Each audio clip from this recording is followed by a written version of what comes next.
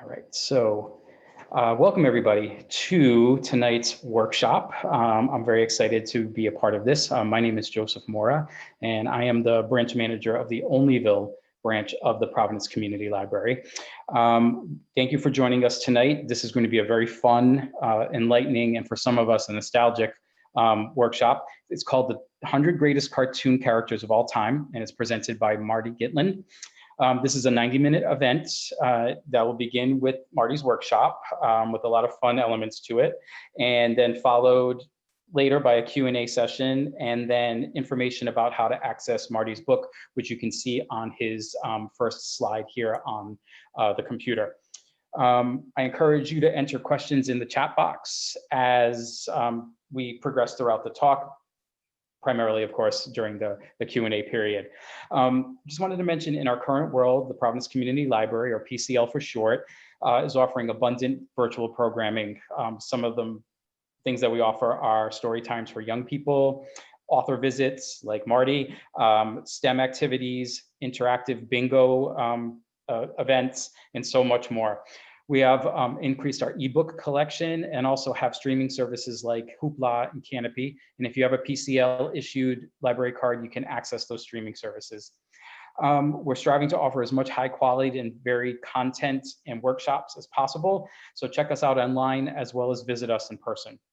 I really want to introduce Marty right now. He's a really fun guy. We've chatted a little bit before this workshop, and I know you're going to have a really great time.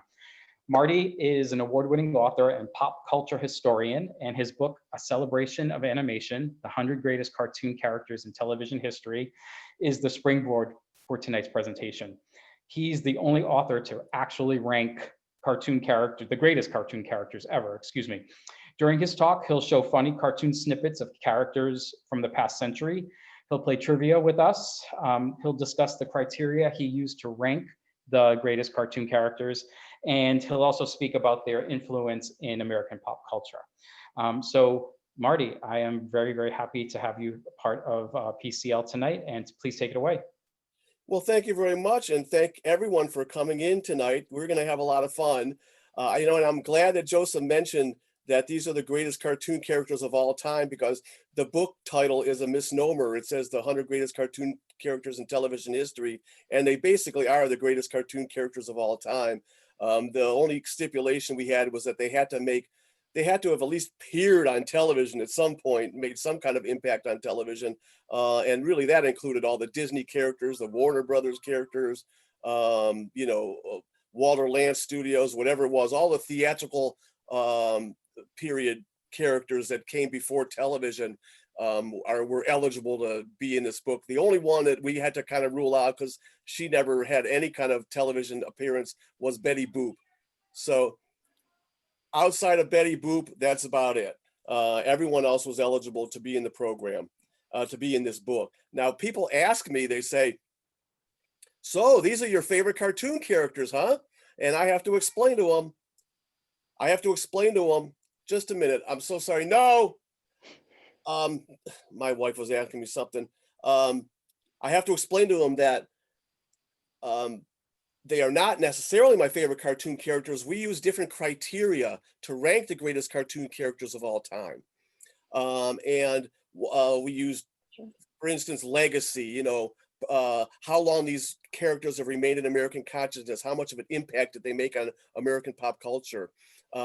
Voice, did they have unique voices? Personality, whether they were evil characters or funny characters or superheroes, did their personalities match really well to those characteristics? How much impact did they made on the programs that they were on? All those different kind of criteria we use to rank the top 100 of all time. So there's actually some characters in here, not too many, but a few that I don't personally even like, but they made an impact, like Beavis and Butthead. I know it's a generational thing. I just turned 64 years old, and maybe I was too old when Beavis and Butthead came out to appreciate it or enjoy it, but I never liked Beavis and Butthead.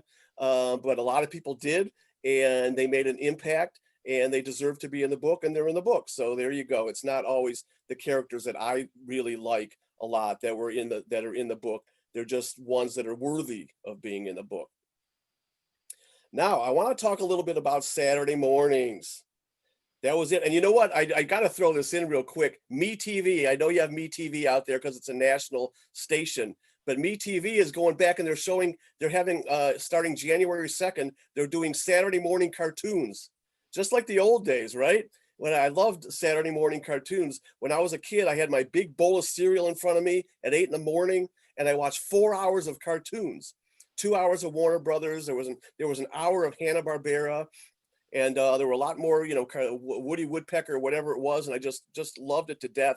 I watched 4 hours of cartoons every day. But when I was a kid, we only had 3 channels. We had NBC, ABC, CBS. That was it. Mm-hmm. So there were limited opportunities to watch the cartoons when I was a kid. But there was a show here in Cleveland, Ohio, where I live, where I used to run home from school every day because he showed cartoons, and he also showed the Three Stooges, which I love. But there you go. I want to start the program.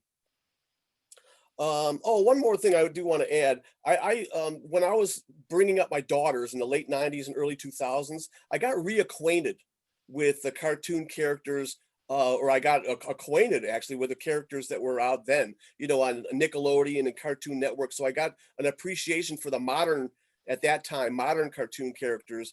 And that's what really, really inspired me to write this book, was my love for cartoons when I was a kid, and then my acquaintance with the new cartoon characters. And so I love ranking things. So there you go. Now, let us start. I am going to play the voices of 7 actually cartoon characters, and you have to guess who these voices are. The first one is very tough, so I'm going to give you a big hint. He spent all this time in Mr. Peebles' pet shop window, and Mr. Peebles actually lowered the price of this animal down to 1 cent because he couldn't get rid of him. And whenever he did get rid of him, he made a big mess and he got returned to the pet shop. So there you go. Let's see if you can get this one. It's very short, and put it in chat. Here you go. Mr. Peebles, but first I'll have a bit of lunch too. That's a tough one. That's the toughest one. So I start you out with a tough one. Okay, so Marty, someone has guessed Magilla Gorilla. Hey, someone has guessed it right. Okay, I'll give it a little more time for more people to guess, but as soon as someone gets one, I'll let you know. But that was Magilla Gorilla. That's tough. That's a tough one. Here's another one. This character was, well, let's see. This one is blind as a bat. Ah, here we are. Arturo Murphy's dance studio. Okay, there seems to be a consensus. That's Mr. Magoo. That's right. Mm-hmm. Hey, you guys, you know what? I think I should have made these tougher. I think we have some ringers in the audience here. Here's number 3. Thanksgiving. Humbug. What good is it if you're on a diet? That was a little bit difficult too. Oh, I think I know who that is. Well, you're able to answer to anyone that's listening. So there's an answer for Droopy. That is not right. And then, so someone said Garfield, which was my guess. Okay. And there's another guess for Tamon, Tamon. Oh, I know who that you're talking about. No, the answer was Garfield. Garfield is right. You guys are 3 for 3. Lois, I'm going to ask you this only once. Do you or do you not know about the bird? That's a modern one. Yeah. So the 4 guesses, and they're all the same. The consensus is Peter Griffin. That's right. Okay. All right. This is a real classic one here. When you heard what the green boss said, if we're late again, we'll lose our we'll get canned. Okay, 1 guess so far. And so, okay, 1 guess for Bugs Bunny, Marty, 1 guess for Porky Pig, another for Bugs Bunny, another for Porky Pig, and then Tweety Bird is also up there as an option. Well, the ones that said Porky Pig got it right. Okay, that was Porky Pig. But yeah, they were all Mel Blanc, so you guys were just about nailing it, even the ones that weren't Porky Pig. Here's another one. This is more modern. I'm done with my shift, Mr. Krabs. And let me just say, there will come a day when I will make something of my life, and I will never have to set foot in this grease trap again. So 2 Squidwards, 1 Patrick. Someone guessed Peter Griffin. So it Okay. does sound like Peter Griffin a little bit. So Squidward, it seems to be the predominant guess here. Squidward is the right answer. Very good, from the SpongeBob cartoon. Okay, this one is the most famous probably of all. Why go get me this someone's man size? Why?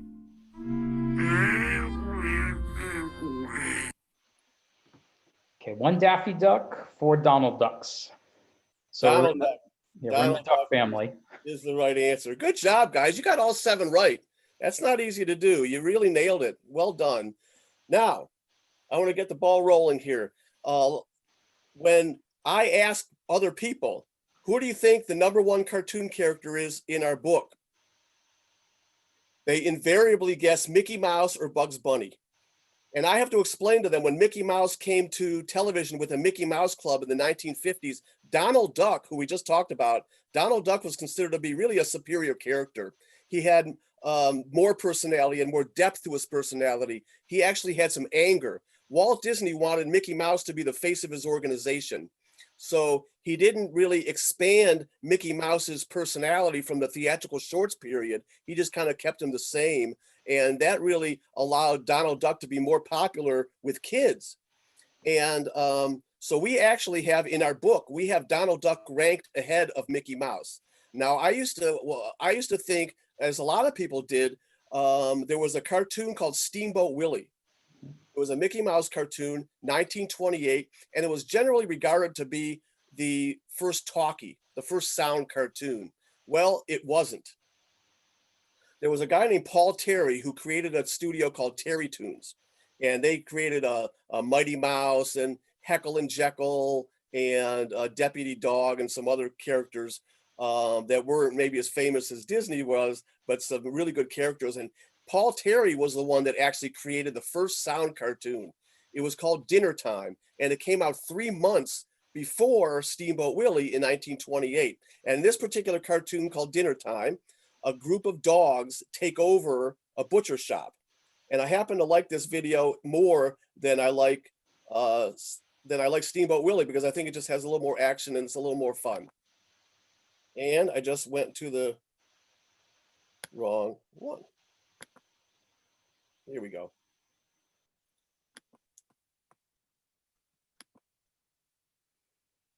I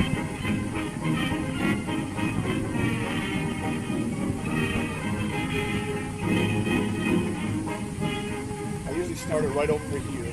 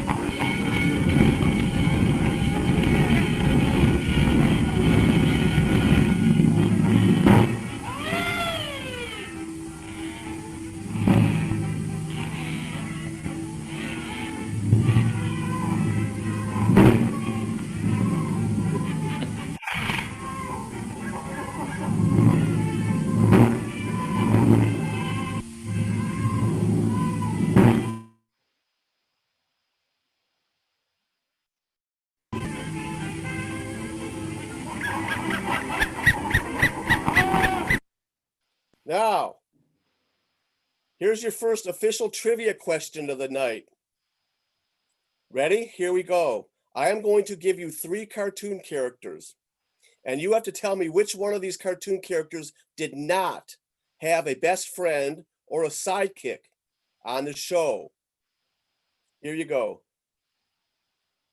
Yogi Bear, Huckleberry Hound, SpongeBob SquarePants. Which one does not have a best friend or sidekick?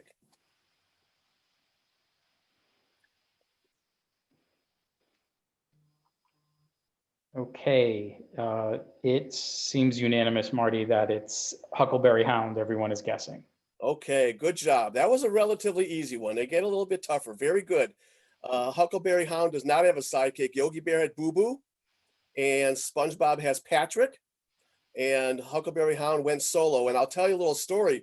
I was selling my book at a Comic-Con, and a guy comes up to me with his wallet out already, which is rare. And he says, I want this book. And I was excited because usually I have to convince people to get the book. You know, I have to show it to them and try to talk them into it a little bit. And he said, I want this book. He said, where do you have Huckleberry Hound ranked in your book? And I said, I don't. He was one of the last cuts, which was true. He didn't make our top 100. In fact, I never really thought Huckleberry Hound was a particularly funny character, not good enough to make our top 100. And he put his wallet away into his pocket and said, I'm not going to buy this book. You have lost all credibility with me. So, you know, it just goes to show that people have a real passion for the cartoon characters that they love, that they would actually, you know, not buy my book because that one character is not in it. Now, I do not show a Mickey Mouse cartoon because Steamboat Willie, which as I used to show, is not the first cartoon talkie, but I am going to show you a cartoon character from around the same era, came out just a few years later, and that's Popeye. And Popeye is a blast. He really is. And one of the unique things about Popeye cartoons is that he had a really long-standing rivalry with Bluto. I mean, forever. And for the affections of Olive Oyl, and why they had an affection for Olive Oyl, I'll never know. She was she could never decide between the two, even though Bluto was pretty evil, and she was also like 6'5" and 40 pounds. But anyway, just for your information, Bluto became known as Brutus in 1957 for just a few years, and then he became Bluto again. Why they changed it to Brutus, I don't know, but he is kind of known as Bluto or Brutus. In this particular cartoon, Bluto and Popeye are trying to save Olive Oyl, who has gone on a sleepwalking expedition. Hey, Marty, while you're playing, your video got frozen, okay? What's that? Your camera got frozen, just so you know. But the cartoons are happening just fine, so. Okay. All right, let me go back on present and make sure that everything's okay. You tell me if there was an issue. Okay. Just let me open this thing. To get off this, I'll show you something. So we'll follow me on the move. Everything okay? The video's running fine, yes.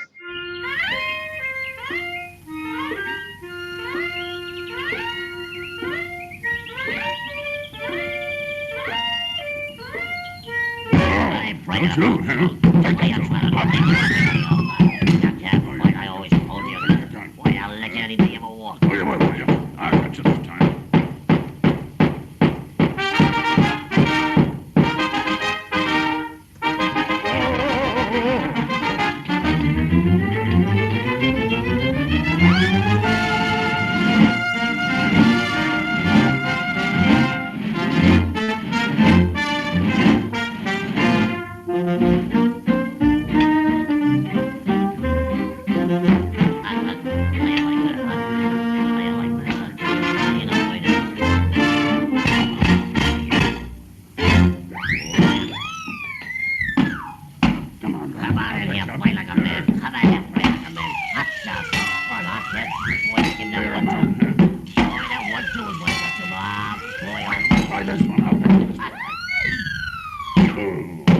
Beg pardon, sir. Do you by chance have any mustard? Oh.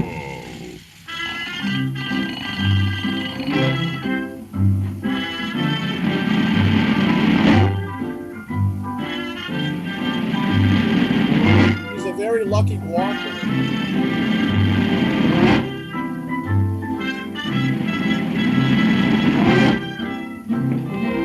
Hey, oh, Popeye ain't afraid. I ain't afraid of nothing.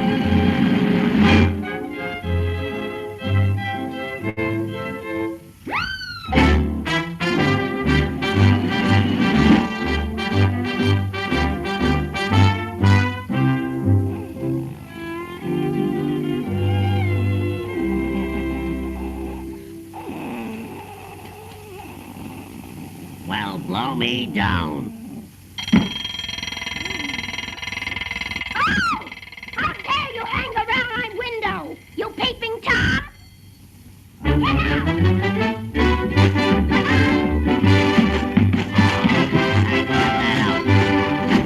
up? I saw my duty and done it. 'Cause I'm Popeye the Sailor Man. Okay, well, I hope that's not a problem. Now, it's a good thing, by the way, that Popeye ate his spinach because he just got hit by a pot-bellied stove, which is not easier to survive when you haven't had your spinach. Now, one of the interesting things about the Popeye series is that Wimpy became more and more popular, increasingly popular as the series went along with his love for hamburgers. In fact, he became so popular that they named a hamburger chain after him in England. Wimpy burgers were very popular in England for quite some time until McDonald's took over and Wendy's and Burger King and whatever. But for quite some time, Wimpy was a chain, a hamburger chain in England. Now, as you probably figured out by now, Bugs Bunny is our number one character in our book. We rank Bugs Bunny number one. In fact, when my co-author and I were deciding who, our top 100, we were like, Bugs Bunny's number one, right? Okay, let's move on. Marty, can I just interrupt for a moment? Yes. So the Popeye video is still playing and we can't see you. They're seeing me instead of you right now, the participants, so. Okay. And can you hear me? We can hear you just fine, yes. Okay, let's see. Let's make sure you can hear me, and then I'll keep going, and we'll go from there. They don't really need to see me. They really just need to make sure they can see the videos. Mhm. Is the Popeye still playing? That is correct, yes. Marty, if you could look down at the bottom of your screen and see if the video is crossed off, the bottom lower left of your screens. Okay, hold on, please.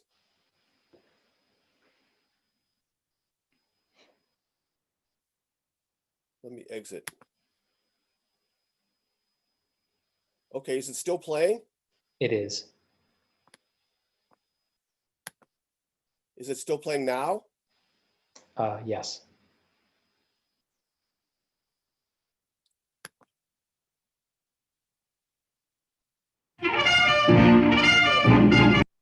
I apologize for this. This hasn't happened before.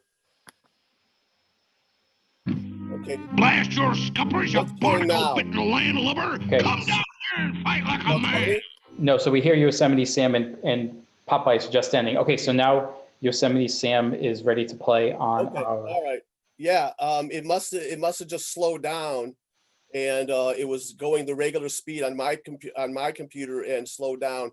We'll see what happens when we play Bugs Bunny. And I wanted to, as long as can you hear me now? Everyone can hear me, and not any video, right? We can hear your voice and the video is not playing, yes. Okay, good. Now, yes, we did rank Bugs Bunny number one, and one of the reasons we ranked Bugs Bunny number one was that he never provoked the other cartoon characters, Warner Brothers characters, Looney Tunes. He was never the one provoking these other characters. He was the one being provoked, and he always fought back in imaginative ways. And that allowed him to play off the other characters really, really well, whether it was Daffy Duck or Elmer Fudd, or my very favorite cartoon character, my personal favorite, Yosemite Sam. And in this particular video, Bugs Bunny gets the best of Yosemite Sam on Yosemite Sam's ship, which is not easy to say, by the way. And let's see how well this goes and make sure that it goes in the right speed. Blast your scuppers, you barnacle-bitten landlubber! Come down here and fight like a man! Okay, Shorty, catch me. I'm gonna jump. Here I come!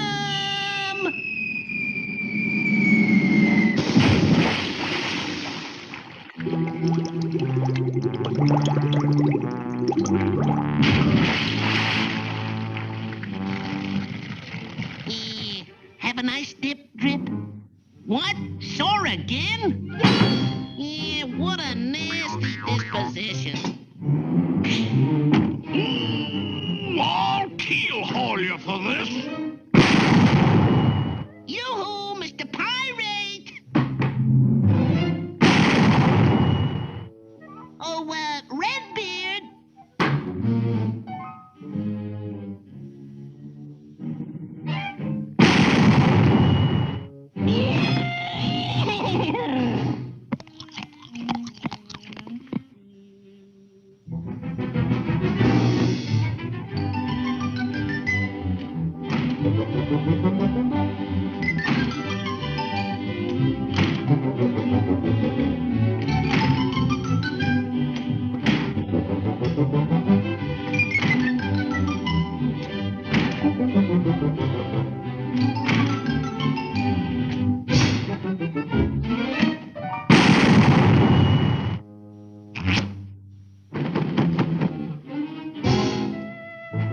Say your prayers, varmint.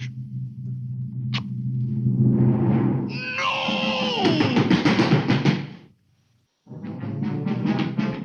Why, you crazy doggone idiot! What you trying to do, blow us to smithereens? No! Blast your ornery hide! If you does that just once more, I ain't a-going after it.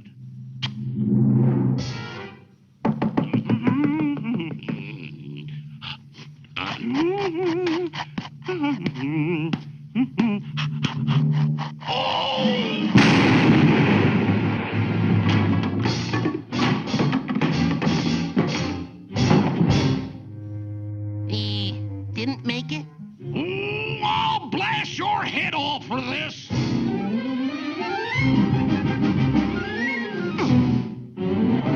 All right now, I got you cornered. Come out and meet your doom.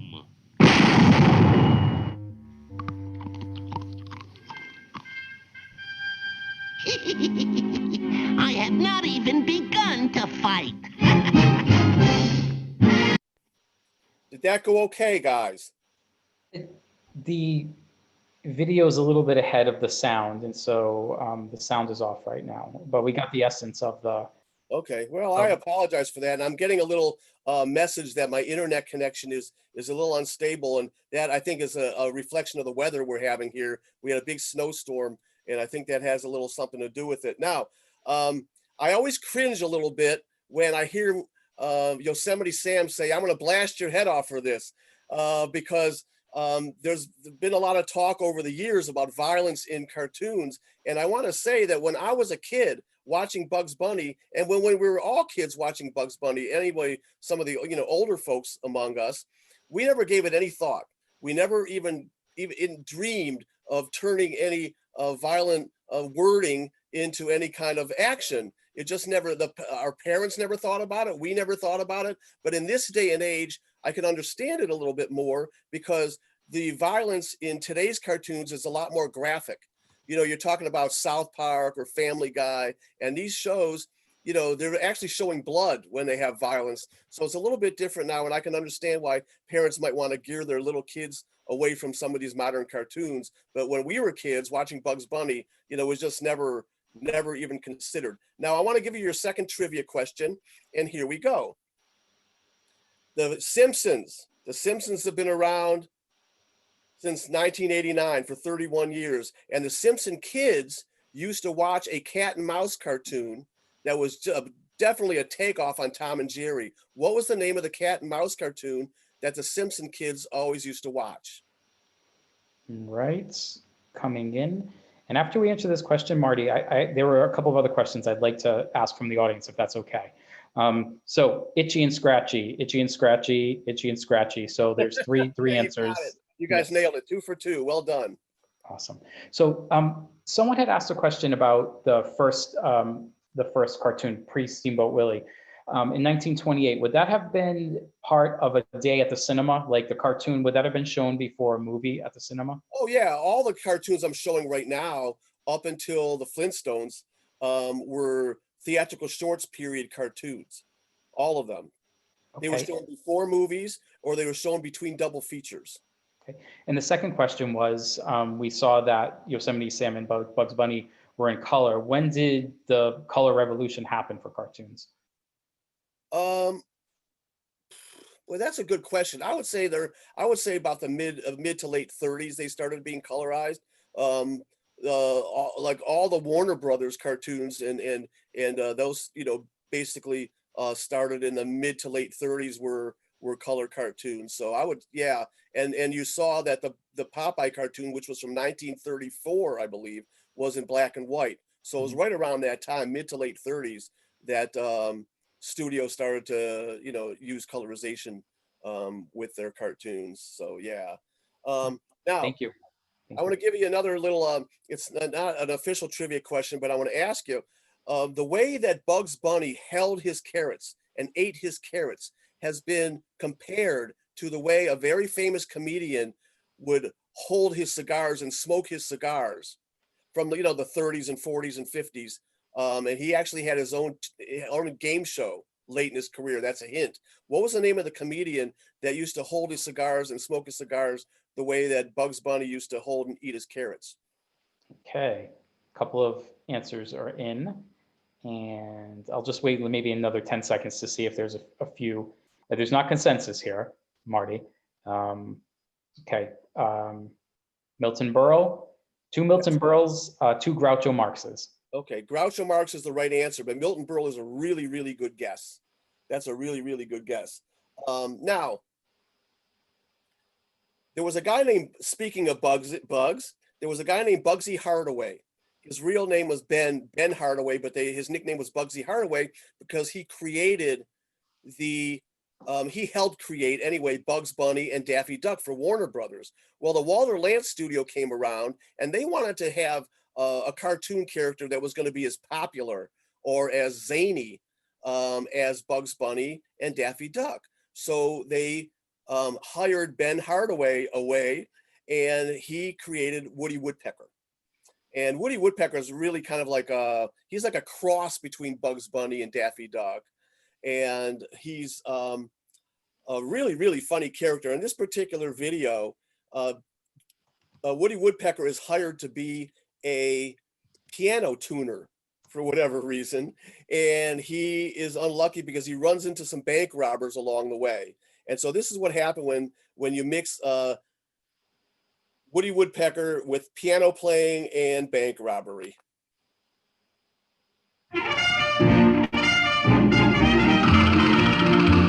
Guess who? Guy, where's that money? Start talking.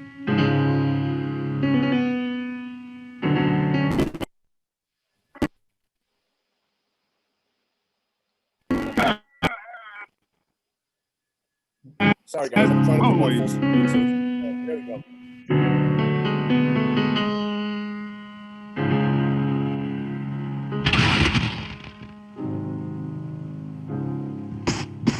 There's the dough. The dough. Do-de-do-de-do-de-do. You crazy old guy, it's the killer time.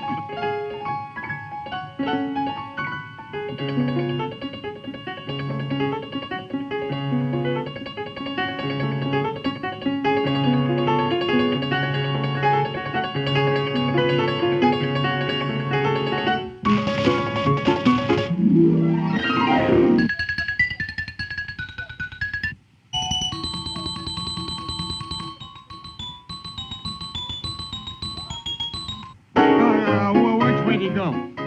Well, there you are. officer. We have come to move the big piano. Right this way, gentlemen.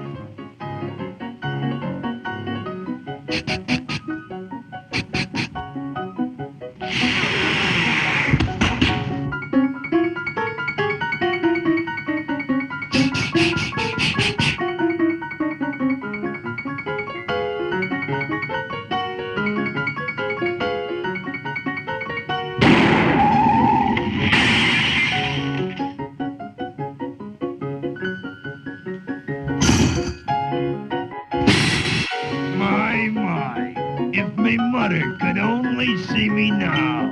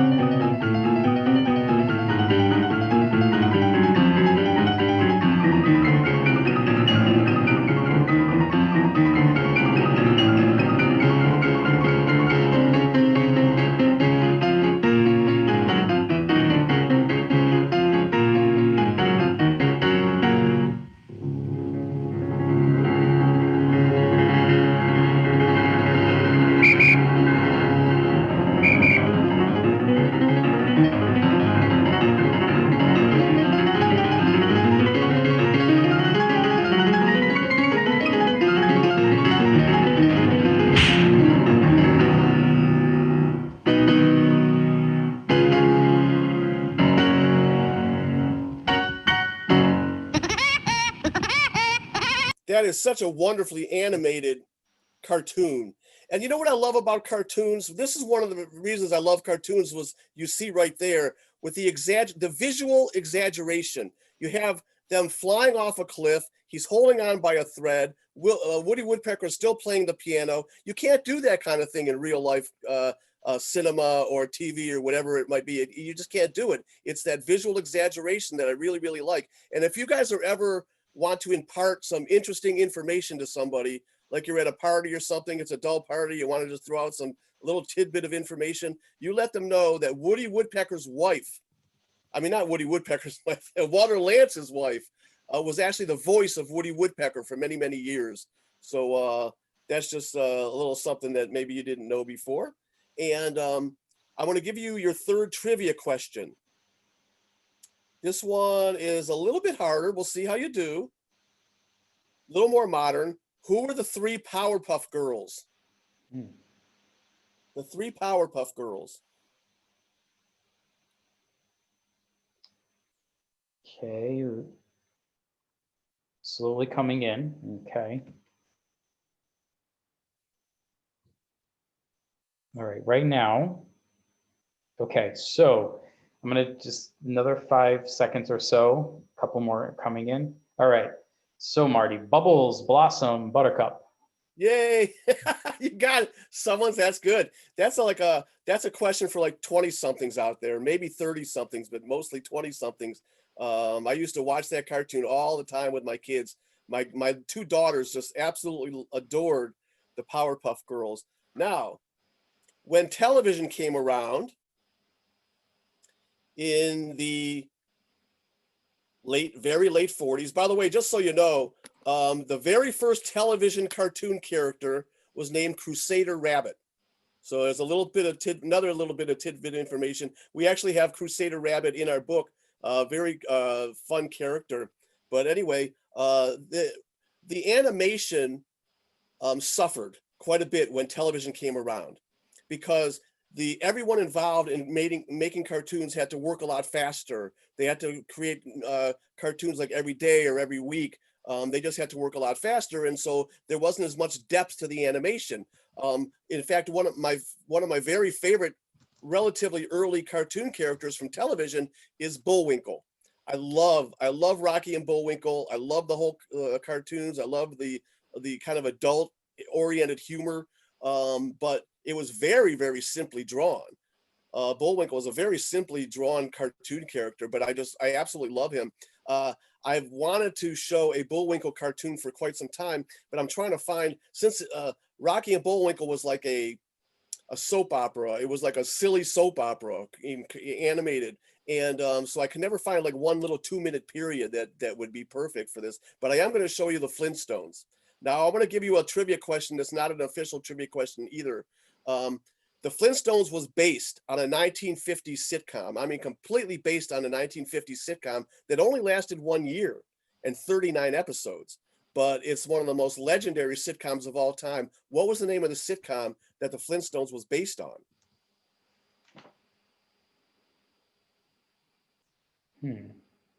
Okay, there's one answer in so far.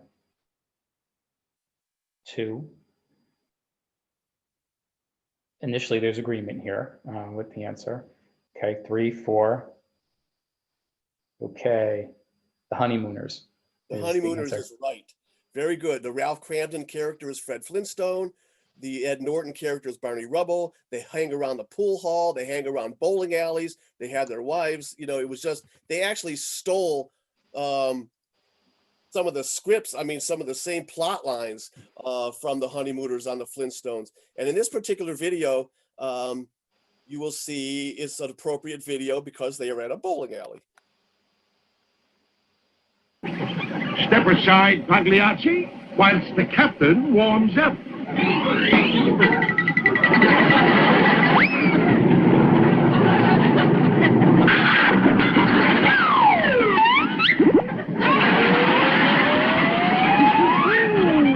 Do I see a split? Just keep your eye on the ball, Barney boy.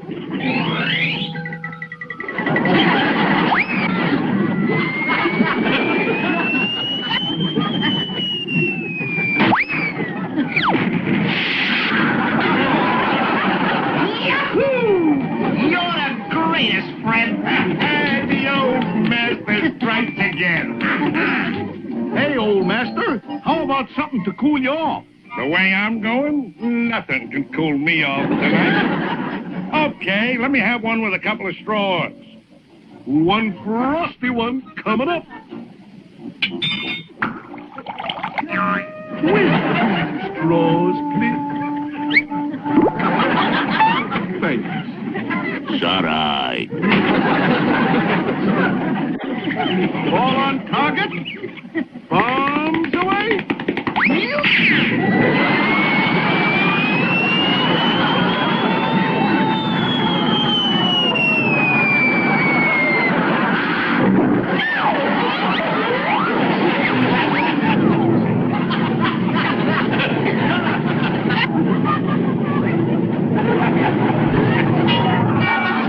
Did I do good, Fred? Great. Just great. Now, would you like to try bowling like the rest of us? Oh, boy. Big strike coming up. Shows a big win. Close your mouth. Now, what you hear in that video that you do not hear in the Popeye video and the Bugs Bunny video and the Woody Woodpecker video is the laugh track. And the laugh track was common in all sitcoms of that generation. And the Flintstones was a sitcom. It was the first actual primetime, cartoon show. And it's funny because the laugh track gets a really bad rap. It's like, it's fake laughter. Everyone knows that. It's phony, it's fake. But I can't imagine today, anyway, laughing at the Flintstones without the laugh track. It kind of tells you where to laugh, and it adds to the whole aura of the show. So the laugh track gets a bad rap, but it's true. And another interesting thing about the Flintstones is that the great Mel Blanc, we ranked the greatest everything in the back of the book, in the back of our book, the top 10 greatest cartoon cats and dogs and everything. And we had a list for the greatest cartoon voice actors of all time, and there was never any doubt as to who the greatest voice actor of all time was, and that's Mel Blanc. And Mel Blanc did not just voice the Bugs Bunny and Porky Pig and all the Warner Brothers characters. He was also the voice for quite some time of Barney Rubble. So a lot of people don't know that Mel Blanc was the voice of Barney Rubble. Now I'm going to give you your fourth trivia question. This is the hardest one. About a little more than halfway through the run of the Flintstones, Fred and Barney encountered a Martian, a little green guy with antennas, and this Martian remained on the show the rest of the time. What is the name of the Martian that was on the Flintstones that stayed with the show? Only Fred and Barney could see him. All right, so there's someone jumped in right away. There's two answers right now. Okay, anybody else? So this is a tough one. Okay, all right, so there's an answer from Martian, and then there's an answer for the Great Gazoo. There's two answers for the Great Gazoo. So the Great Gazoo is right. You guys are on your way, man. You're 4 for 4 on the trivia questions, and that was the hardest one. Really, that's really good. Great Gazoo. I've done so many programs where the people don't get that answer right. And the reason I like that trivia question is there was an expression that came up in the 90s that is still used once in a while about sitcoms and TV shows called jumping the shark. When a show jumps the shark, it was coined from a Happy Days episode. On Happy Days episode, Fonzie was water skiing. A shark jumped out of the water and he jumped over the shark. And it's the point of a show where it starts going downhill, where it starts becoming implausible, and the reason I bring that up is, in my humble opinion, the appearance of the Great Gazoo on the Flintstones was the jump the shark moment on the Flintstones, because it was a nice show about prehistoric times. It had some good ideas. It had some funny moments. And then the Great Gazoo arrived and it got totally out of hand. He took them to Mars. He took them to the future. Fred dreamt about Pebbles and Bam Bam having their own rock band, and it got completely out of hand. And so that's why I always think of the Great Gazoo as the jump the shark moment. Now, there's no cartoon character that links my generation, when they invented the wheel, to the modern generation more so than Scooby Doo. And the reason for that is there's been so many iterations of Scooby Doo over the years. There's been like 10 iterations of Scooby Doo from 1969 to the present. And so they just keep making new ones. And so the younger generations keep, getting a chance to get into Scooby Doo. Now, I'm not going to show you a Scooby Doo video per se. What I'm going to show you is the intro to the original intro to Scooby Doo. And then I'm going to show you the intro to the 2016 intro to Scooby Doo. And you'll see that the folks that were creating these videos realized that in this digital age, they were trying to attract kids in this digital age. And in today's video, the images flash on the screen really, really quick. They also want to get another commercial in, so there's only 17 seconds long. So you'll see the vast differences between the intro when I was a kid, 1969 to 2016. And what I want you folks to do is I want you to vote on which video you like better, which intro you like better, the modern one or the one I want to show you right now. Here is the original Scooby Doo intro.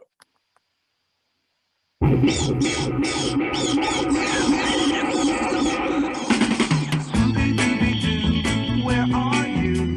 We got some work to do now. Oops, Marty, it's your video seems to stop. There you go. Help from you now. Come on, Scooby Doo. I see you. You got a silver. You're not here with me, 'cause I can see the way you shake and shimmer. You know we got a mystery to solve, so Scooby Doo, be ready for your act. Scooby Doo, if you come through, you're gonna have yourself a Scooby snack. That's a fact. Scooby Dooby Doo, here are you. You're ready and you're willing. We can count on you, Scooby Doo. I know you'll catch that feeling. Okay, now I am going to show you the Scooby Doo intro that they're using today.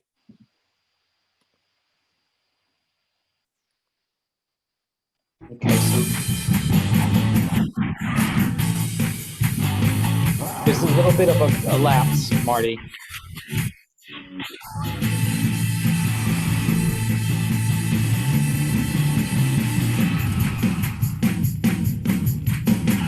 Okay, I didn't want to go full screen because it was only 17 seconds long anyway.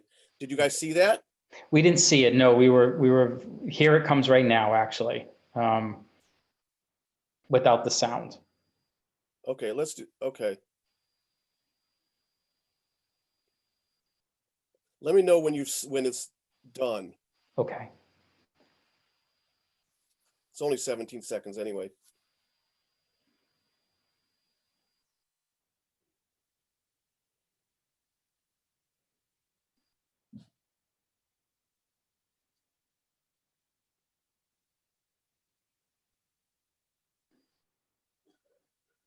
All set.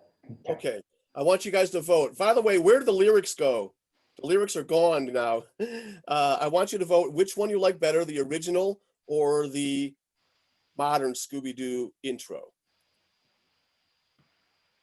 Okay, so it is looking as though one for the present and many for the vintage, if you will, the original version. Okay. So, well, whoever voted for the present, I will allow you to stay on the program. That's fine. And about 95% of people always vote for the original. But that's just, that's okay. You can vote for the modern one. It's you're going to be in a select group. Now, I have a little personal story to tell. I was a sports writer for many years, and I used to have a lot of sports writing friends, and I had one that looked just like Scooby Doo, especially when Scooby Doo laughed. He looked just like him. Well, my problem was that in a real moment of stupidity, I let it slip. I said to him, you look a lot like Scooby Doo. Well, this was not a compliment to him. He looked at me, he turned all red, and he turned away and walked away from me without saying a word. And I actually covered, I was like for months, well, at least 1 month anyway, I covered a Browns game with him. I covered a high school football game with him. I sat next to him. He did not talk to me for a month. So anyway, I don't know, maybe when he was a kid, someone told him this, he has bad memories, whatever it was.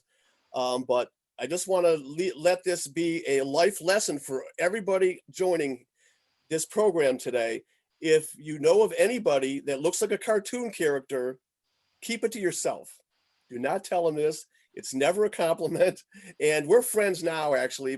This guy, I know I actually quoted him in one of my books, and we're Facebook friends, and we're cool now. But for a month there, it was very, very bad. And he was very upset with me for saying that he looked like Scooby Doo. Now, I want to give a shout out. I want to give a shout out to a guy named Joe Wose. He is my co-author on A Celebration of Animation, the 100 Greatest Cartoon Characters. He's my co-author. He is one of the foremost experts on cartoons and cartoon characters in the entire country. He is the resident cartoonist for the Charles Schulz Museum in Santa Rosa, California. And when we were deciding on our top 100, we had to decide whether we were going to include the Peanuts characters in our book, because they were comic strip characters originally.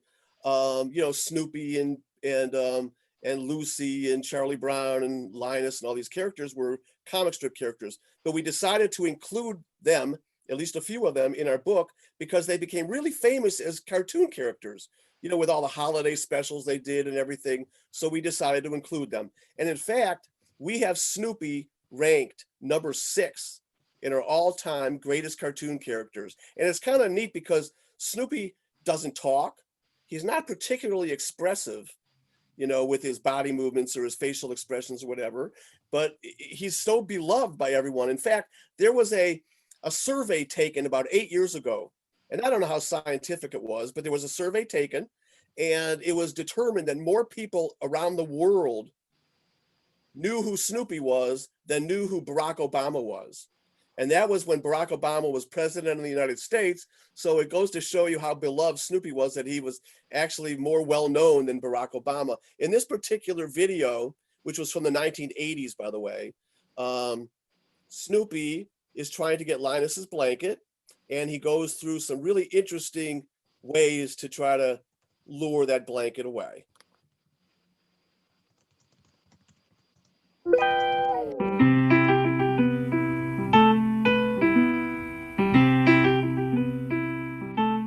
Make one move toward this blanket, you stupid beagle, and I'll pull down your window shades.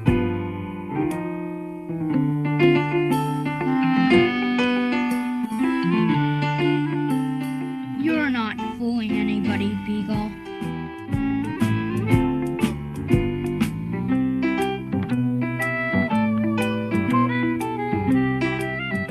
One more step, Beagle, and I'll punch your lights out.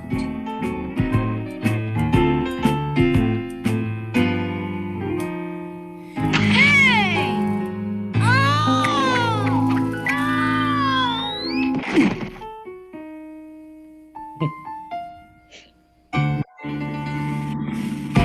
Now, question number 5. Here's your another trivia question. There's going to be 6 altogether here tonight, so we're going to give you number 5. This one you should be able to get. We'll see. Jim Backus was the voice of Mr. Magoo, as you heard earlier. That was Jim Backus, the voice of Mr. Magoo. He also played a role on the very silly 1960s sitcom called Gilligan's Island. What role did Jim Backus play on Gilligan's Island?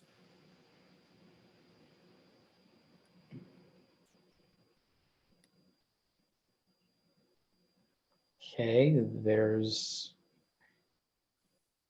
2 answers in, and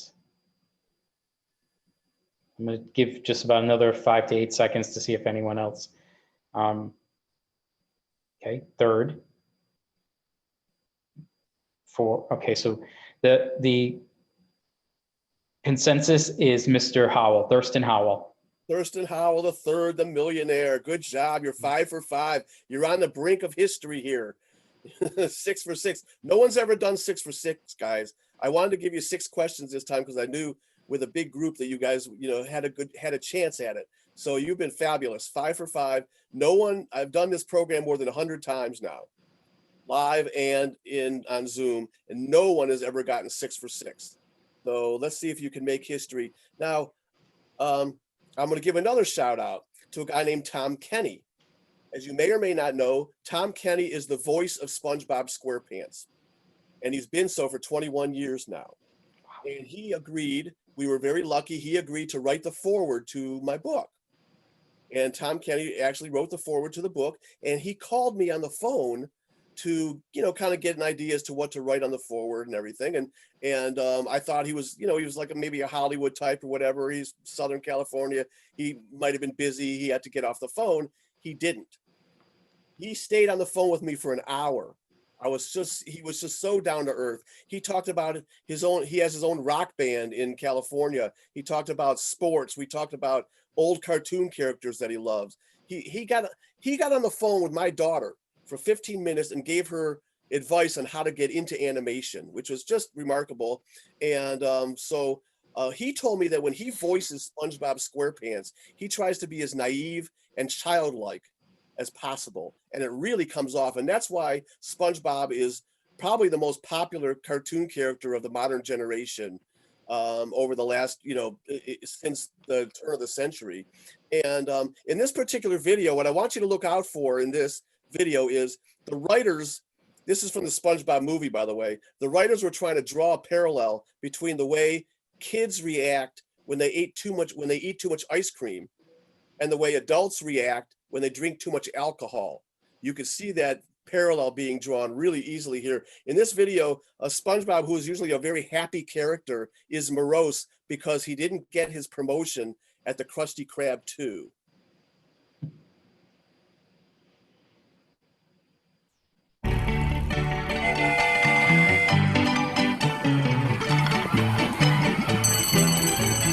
Hey, all you goobers, it's time to say hi. we're having a little trouble. Goofy Goober! Okay, there it is. Yeah. Hey, fellow Goofy Goobers.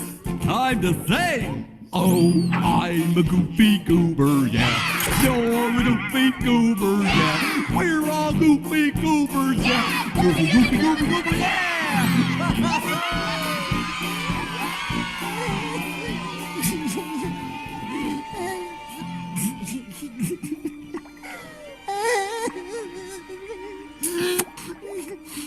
All right, get it together, old boy. I know. I'll just stop thinking about it. And you know, I actually feel a little better. I don't even remember why I was sad. Hey, it's the new Krusty Krab 2 manager. Wow, the pressure's already setting in. No, Pat, you don't understand. I didn't get the promotion. What? Why? Mr. Krabs thinks I'm a kid. What? That's insane! I know. Well, saying you're a kid, it's like saying I'm a kid. Here's your goober meal, sir. I'm supposed to get a toy with this? Thanks. I'm gonna head home, Pat. The celebration's off. Are you sure? Yeah, I'm not in a goober mood. Okay, see ya. And here's your triple gooberberry sunrise, sir. Yum. Oh, triple gooberberry sunrise, huh? Well, I guess I could use one of those. Now you're talking. Hey, waiter! We need another one over here.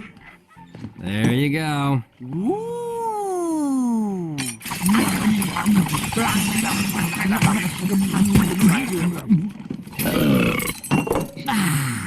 Boy, Pat, that hit the spot. I'm feeling better already. Yeah. Waiter, let's get another round over here. Oh, Mr. Waiter, 2 more, please. Woo! Waiter! Oh, waiter!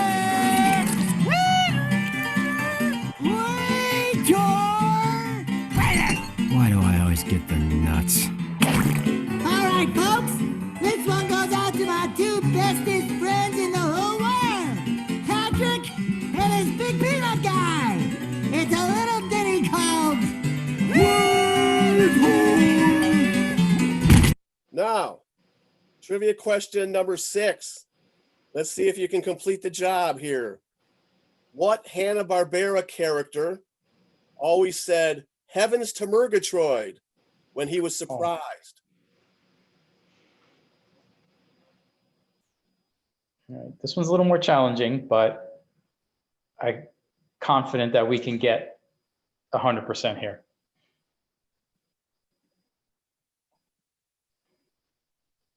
Heavens to Murgatroyd. Okay, there's 2 guesses. There's 3 guesses, all different.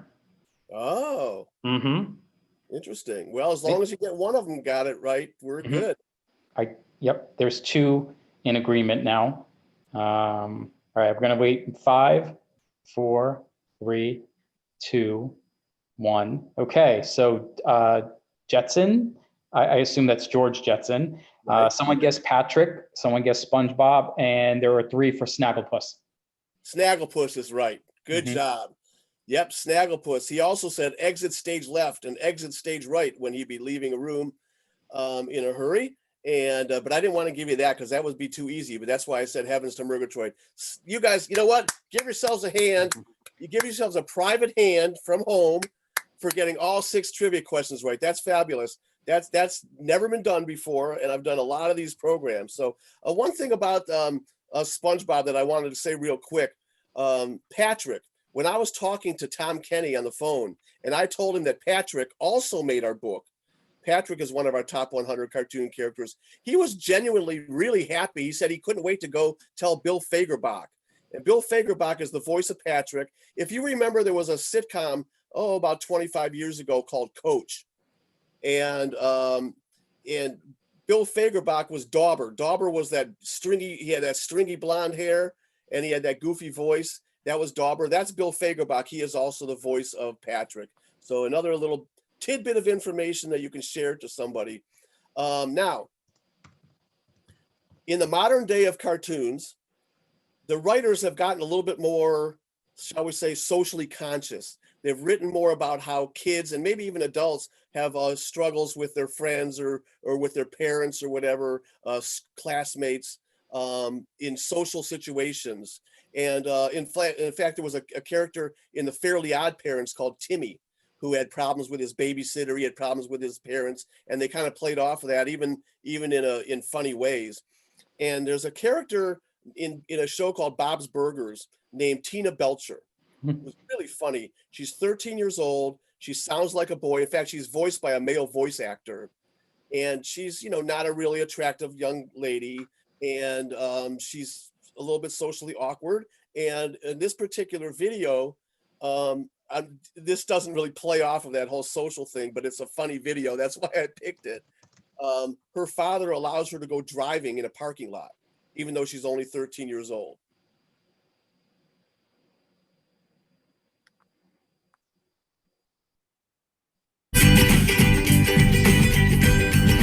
Wow, I still can't believe this sale. 6,000 low-fold dispenser napkins for $58? What are they thinking? I don't know. Yeah, and they're 2-ply. This is a great day.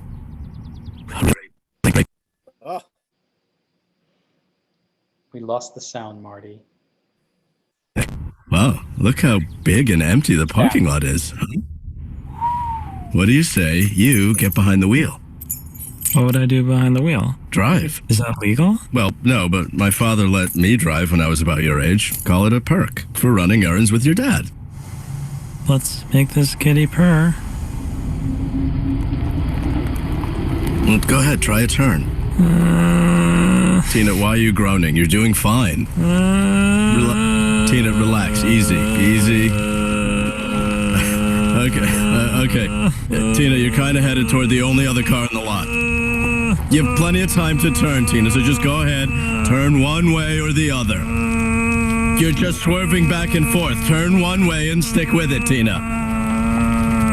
Tina, for the love of God, turn away or stop! The brakes, Tina, on the left, you're about to hit that car! The brakes! Hit the brakes! Oh my God, it's bad. I ruined the car. You did. You really did. Okay. Well, that's... At least there doesn't seem to be any damage to the other car. No, I see a dent. There's a dent. That's a ding, not even. It's like a little scratch. No, it's a dent. All right, we'll leave a note. Then again, for all we know, that probably was there, right? We have to leave a note. We have to leave a note. Okay. You're so honest. Who raised you? I don't know. It was me. I did. You're so honest. Who raised you? I love that line. I just love that line. That's the might have been the best line of the whole night. But that is the last video that I'm going to be showing today. And now it is the time to open things up for you and ask any questions about my book here, or about cartoons, or about whether your favorite characters made my book. Anything you want to ask me or anything you want to comment on, please feel free. Just go right ahead in chat to ask any questions you'd like. Okay, so Marty, there was a question a little while ago. I was just holding it because we were on a flow. It was about Betty Boop. Let me just find it for you. Okay, someone asked if Betty Boop was not a TV show or on anything, why is there a DVD of Betty Boop cartoons? I own it in black and white. Yeah, I don't think it was a TV. I don't think it was a TV animation video. I think it was just Betty Boop. There's videos of Bugs Bunny, and there's videos of all the Warner Brothers and Disney and everything. But I believe, if my research was correct, that there was some kind of one-time or very, very rare television appearance with Betty Boop, but she didn't have her own TV show that I know of, or really had any kind of television presence whatsoever. So that's why we didn't include her. Another character that was really, even from the silent era, was Felix the Cat.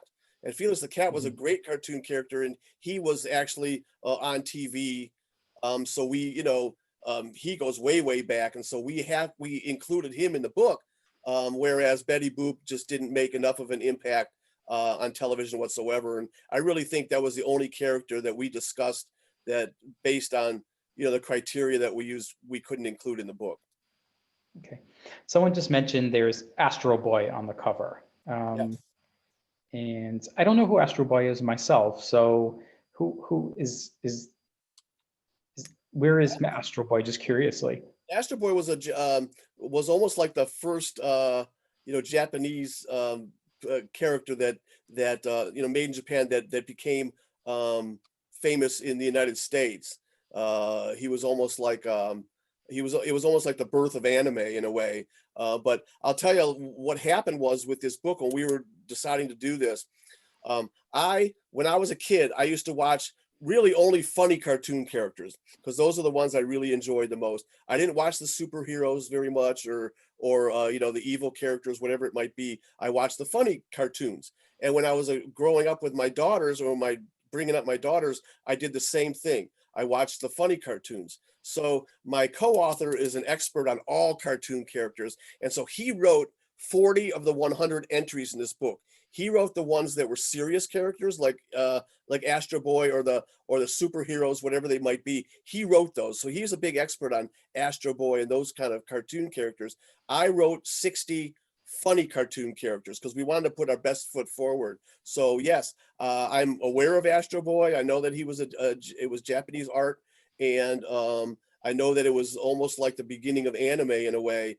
We have Pikachu in the book as well, who's a modern, more modern anime character.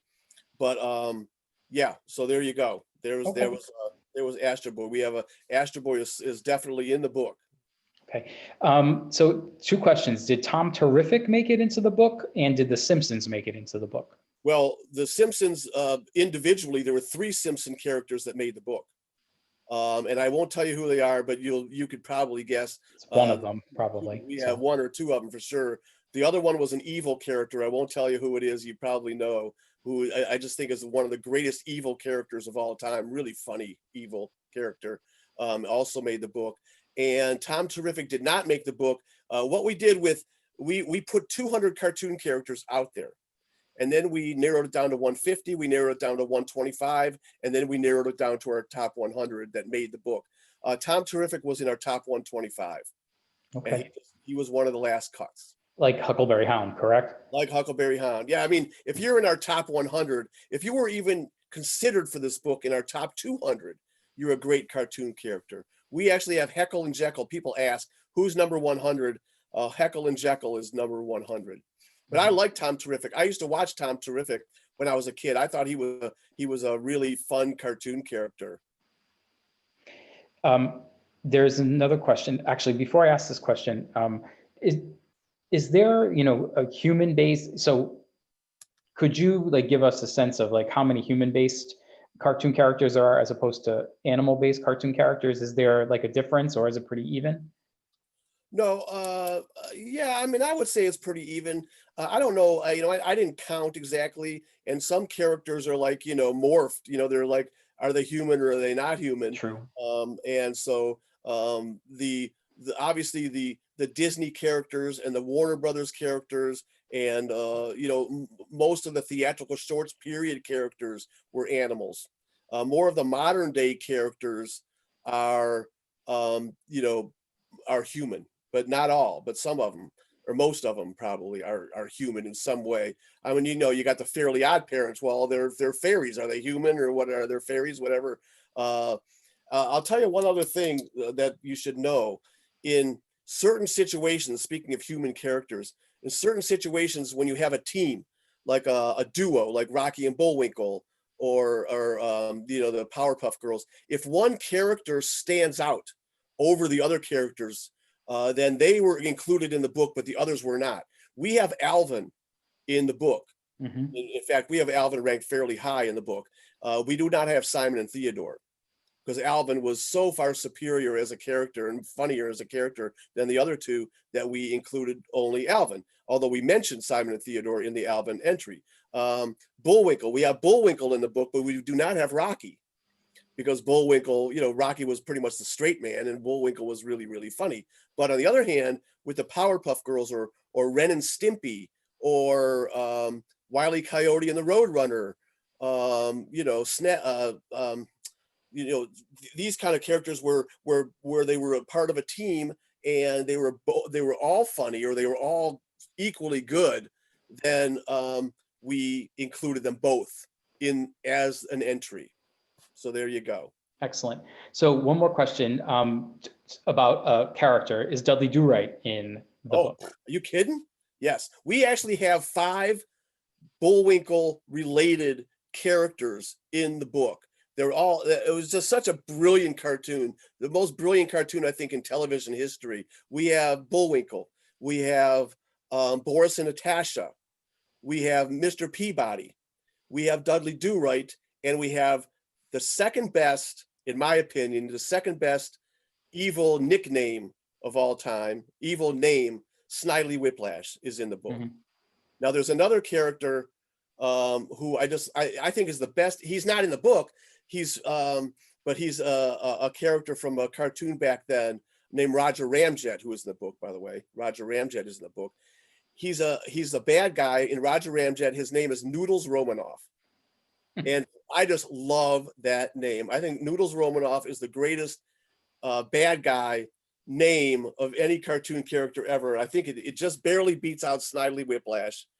But there you go. That's just my opinion. And Dick Dastardly, of course. Dick Dastardly's in the book, and Dick Dastardly and Muttley. They were from the Wacky Races, and then they had their own show. So they're all, they were in the book as well. Yeah. We remember some of us remember them from Laugh Olympics as well. Yes, Laugh Olympics, sure. Yep, that was a fun show. So maybe this is a great segue to this next question for you, Marty. Where can we get your book? Well, thank you for asking. You can get the book by going to Etsy. I have an Etsy page for all my books. It's etsy.com, and then you have to just go to Gitlin Books, Gitlin Books, and you have to type it in all in one word. I don't know why, but it has to be in one word. Etsy.com, go to Gitlin Books, all one word, and I autograph the books for free, and I personalize the books for anyone you'd like for free, and I ship them for free. And with the holidays coming up, if you know anyone that might like that book, A Celebration of Animation, which is right down here, and that would be great. I autograph, ship, and personalize for free. And I also, if you know of any Red Sox fans in your area, I was a sports writer for many years. I've done a lot of programs on the Red Sox. I wrote a book called The Ultimate Boston Red Sox Time Machine Book, and I autograph, ship, and personalize that one for free if you know of any Red Sox fans like yourself or anybody else. And thanks for asking. I appreciate that. Yeah, Etsy.com, Gitlin Books, all one word, and you could find my Celebration of Animation and my Red Sox book. Fantastic. And so one last question, were any of the Jetsons included in the book?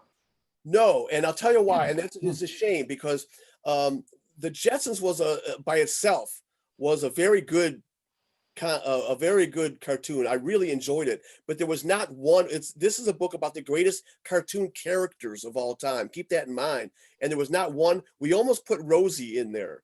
Rosie almost made the book, but there was not one character in the Jetsons that we thought was worthy of being in our top 100 of all time. Don't forget, we got 92 years of cartoon characters in there. We have evil characters, funny characters, superheroes, all sorts of different kinds of characters over 92 years. So you got to be really special. And we just didn't feel like there was one particular Jetsons character that made the book. We have Fred Flintstone, of course, in the book, ranked very high, but we just didn't feel like any Jetsons character was worthy. Okay, good reasoning for us to know, Marty. So it looks like that's the end of our questions, unless anyone has one last minute one. Yeah, I want to thank everyone for joining me today. If they have any more questions, please feel free to ask. I'm here to answer them. And it's just so kind of you all to join me today. You guys were a great audience, just a great audience. Getting 6 out of 6 trivia questions is really special, and I commend you for that. Thank you, Marty. So I can, I'll accept your congratulations for everybody still in the program. So I just wanted to say on behalf of Providence Community Library that we were excited to be able to offer this program for you. We're considering also doing, as we are in Red Sox territory, if you will, something that might be a future program for us to reintroduce Marty to you. But PCL, or Providence Community Library, has a YouTube channel as well. And so if you enjoyed this particular workshop, we have a number of other different workshops by local authors, by national authors, by our librarians in PCL. So head on over there. It's Providence Community Library. Check us out. And they're getting a lot of thanks, actually, Marty, from everybody. It was a lot of fun. Oh, We really, good. really enjoyed it. It seems to me that you were almost destined to write this book based on your exciting and jovial personality. So we really thank you. I appreciate it. And I'm sorry that I have this UR screen sharing thing up the whole time. I think if I had optimized the whole way, it wouldn't have come up. But that optimization thing was seemed to be an issue when we did a test thing. So I would rather have the UR screen sharing thing up than have the whole program screwed up. So you had to put up with it. I apologize for that. No worries, no worries. Everyone's, again, very, very happy. So thank you again, Marty, on behalf of Providence Community Library and the attendees, and we hope you have a great night. Thank you very much. You guys were just wonderful. Thank you. Thanks for having me. Okay, all right. Take care, everybody. Bye-bye.